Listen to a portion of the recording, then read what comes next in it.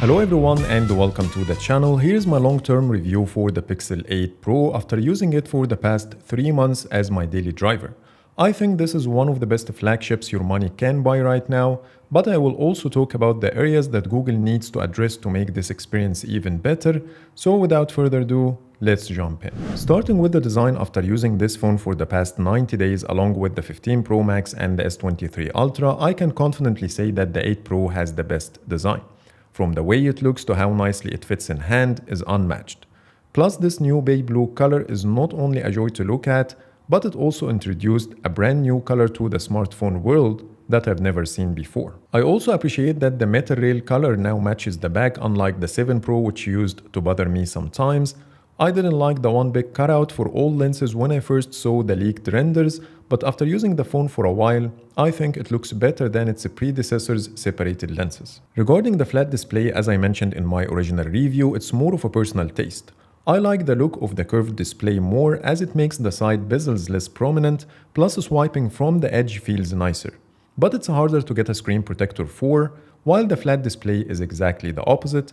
Either way, I got used to it over time, and I'm not gonna consider this as a point against or in favor of the 8 Pro design. Comfort-wise, if we're gonna compare the Pixel to the most well-known flagships from Samsung and Apple, this is by far the most comfortable to use with or without a case, no sharp corners or edges. And it's the lightest across all of them, even though the 15 Pro Max uses titanium, but it couldn't beat the Pixel in this area, so imagine if Google did the same. Add to this all the benefits we got used to since the Pixel 6, like the hole punch cutout and the wobble-free experience.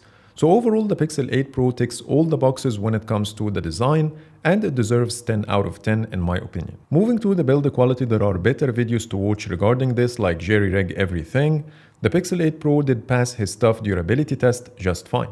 I also dropped this phone from head height without a case on concrete while making the video boost camera comparison. The phone slipped out of the tripod, and I ended up with a big and permanent scuff at the bottom right corner and another small one at the top right.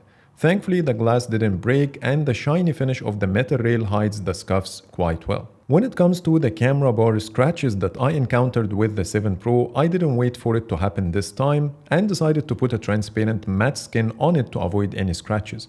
In my opinion, it's worth the shot if you want to keep your phone in a good condition, as some of the cases like Google's own case don't cover the camera visor. Lastly, you get the usual flagship stuff like Gorilla Glass Victus 2 and the IP68 rating, so overall the 8 Pro deserves at least 8 or 9 out of 10 when it comes to the build quality. Now let's talk about the display. My experience didn't change since my original review, and there is nothing to say about it other than exceptional.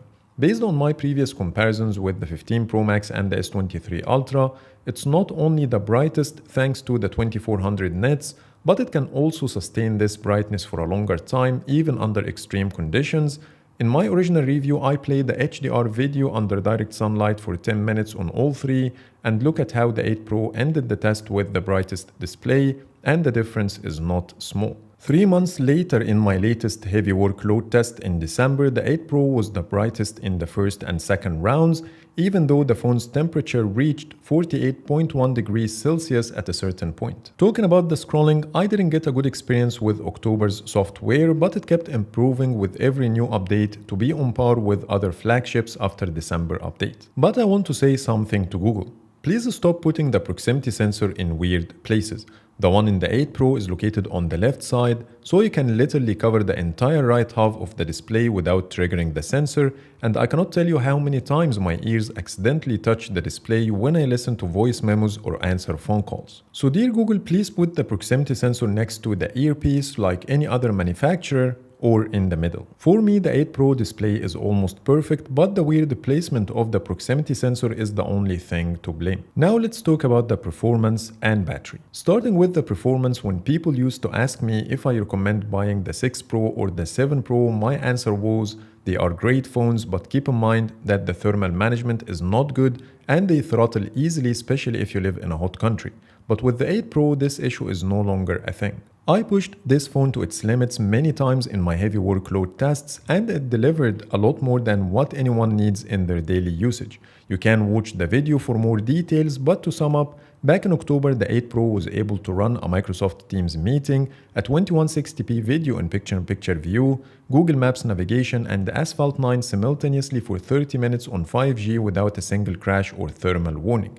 Maybe the game graphics wasn't as good as the 15 Pro Max nor the S23 Ultra I compared it to, but the iPhone gave a thermal warning once after 9 minutes in the same test, and that gives you an idea about how tough the situation was. After December update, I did the same test again. It was able to deliver the same performance but with even brighter display than October's test. December update also improved the graphics quality and the performance significantly in certain games like Genshin Impact, which I was able to play on the highest settings possible for 30 minutes without an issue. So you will never go wrong with the 8 Pro in this area. When it comes to the battery, nothing changed since my first review. I consistently get between 6 to 7 hours of screen on time daily. The first 9 hours of the day I use 5G and then switch to Wi-Fi for the rest of the day. I only use light theme and my top used apps are YouTube, WhatsApp, Facebook, the camera, and phone calls. This is more than enough to get me through the day, but phones like the S23 Ultra and the 15 Pro Max can deliver about 1 to 2 more hours of screen on time under the same conditions based on my experience. So overall, if you like the Pixel software experience, the battery and the performance are no longer a showstopper with the 8 Pro, and in some areas it outperforms the top flagships. Next, the camera. If you want to know my opinion about the photos and videos quality, you can check my original review that I'm gonna leave its link below.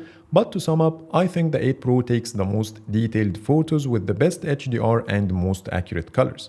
But today I want to share my experience after this point. Unlike any other phone, when you talk about the Pixel camera, you have to add Google Photos to the equation.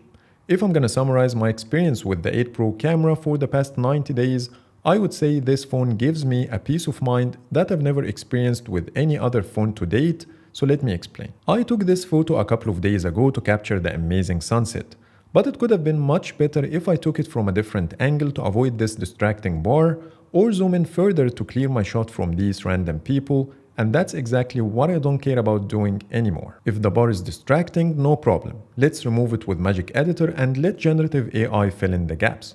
What about removing people? Yes, that will be even better.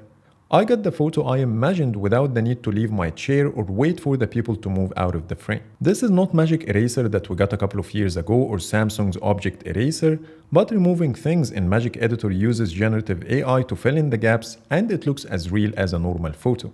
It was able to generate the same trees, the rocks, the buildings, and the sky covered by the people and objects I removed. Here's another example that I wish I was closer to the camera. No problem, Magic Editor can do this without sacrificing anything. You have Best Take that can let you swap people's faces if you have multiple shots of the same moment to get a photo where everyone looks their best, and then delete these redundant photos from your gallery to save space. I have Audio Magic Editor to remove any type of background noise that might unexpectedly occur while recording my videos, and it works great. I found myself using these 3 new features a lot more than what I thought. They are not gimmicks, but they work really well, and they address some of the most annoying scenarios we face in our daily lives. Not to mention that all these features work with any photo or video you have in your gallery, either taken with a Pixel or not, which is even more impressive. Later down the road with December update, we got Video Boost that uploads your video to Google's servers to enhance it and then download the boosted video to your phone once it's ready. From my testing and comparison with the 15 Pro Max and the S23 Ultra, it makes the video brighter, the colors more vibrant, and improves the stabilization significantly. Overall, I'm happy with the results, but I think it needs a couple of minor tweaks, like adding more contrast in certain situations and to better handle the lights at night as they usually come blown out. The time Google needs to process the video didn't bother me that much, as it never exceeded 3 hours even after recording more than 5 videos in one go. And if it's only one video, it can be ready within an hour. But what I didn't like about Video Boost is it doesn't support the ultra-wide, the telephoto, nor the front camera.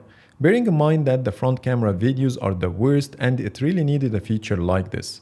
Secondly, the video size is massive. It can take up to 1.7 gigabytes per minute. So if you are on a trip and wanted to capture some videos, it can quickly eat your phone's storage before getting your hands on a Wi-Fi to upload and process these videos, so it's better to use it with cautious. Anyways, the 8 Pro captures amazing videos straight out of the camera without video boost, and I decided to only use it in the special events that are worth the extra effort. I really hope that Google will find a way to run the processing locally on device sometime in the future and make it work with other lenses too. Also, switching between lenses while recording videos is one of the things that bothers me, and Google didn't find a way to fix it yet.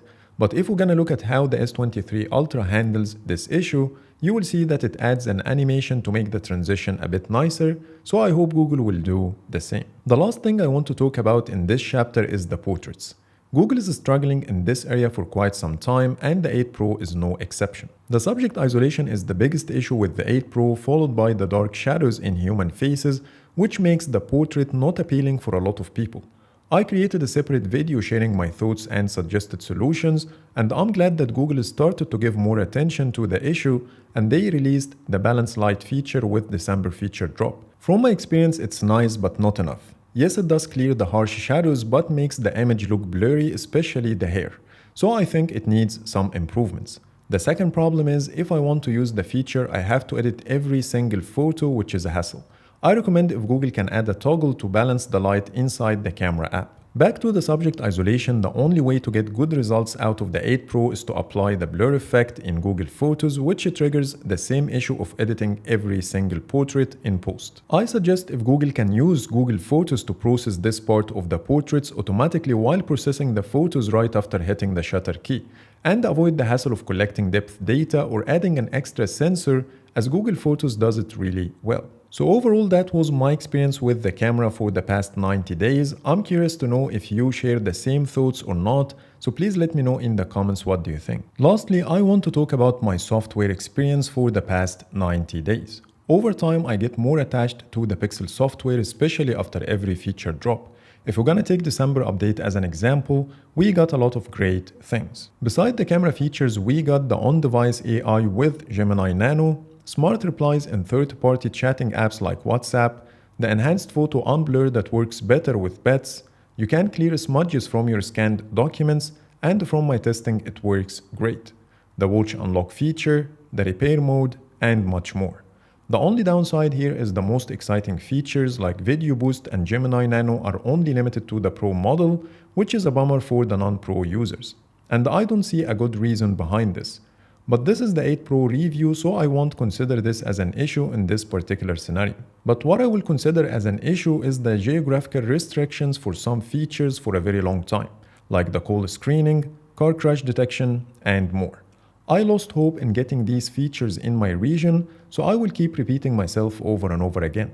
Google should expand the features and the hardware availability in more markets, which in my opinion will help them a lot in the growth of the Pixel lineup. Other than this, whatever I mentioned in my original review still apply.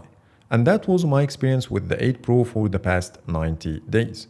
So I hope you liked the video and let me know in the comments your experiences too, to help me see things from different perspectives. But for now, thanks so much for watching and see you in the next video.